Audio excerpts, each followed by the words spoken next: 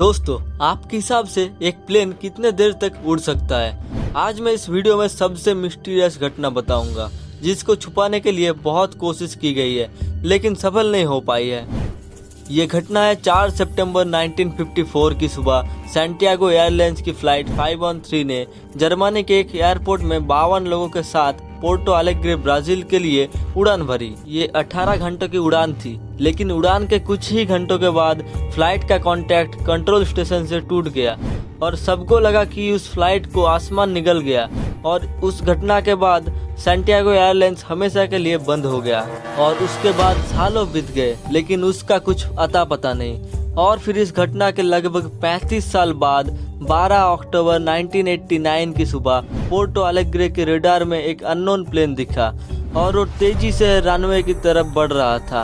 उस प्लेन में Santiago airlines लिखा हुआ देख के कंट्रोल रूम के सारे लोग एकदम चौंक गए और धीरे धीरे प्लेन लैंड हो गया। कंट्रोल रूम के सारे लोगों के दिमाग में तब एक ही क्वेश्चन चल रहा था, ये 35 साल बाद कैसे लैंड हुआ? लेकिन जब उन्होंने देखा कि कोई दरवाजा नहीं खोल रहा, तब कंट्रोल रूम के सारे लोग जैसे तैसे करके दरवाजा को तोड़ दिया और फिर उन्होंने जो देखा उसको देखकर सभी लोग एकदम डर गए।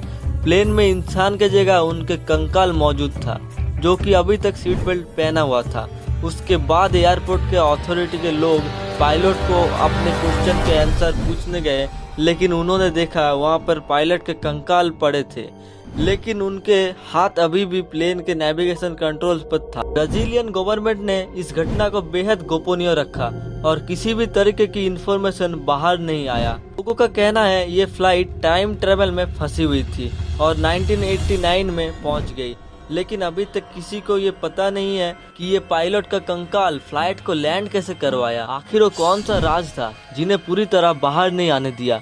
इस तरह की घटना ये बताती है साइंस की अद्भुत तरक्की के बाद भी अभी तक ऐसा कुछ है जो मनुष्य नहीं जानता। इस तरह के केस ये भी साबित करता है कि हमारा साइंस आज भी यूनिवर्स और उसके काम करने के तरीकों को पूरी तरह समझ नहीं पाया।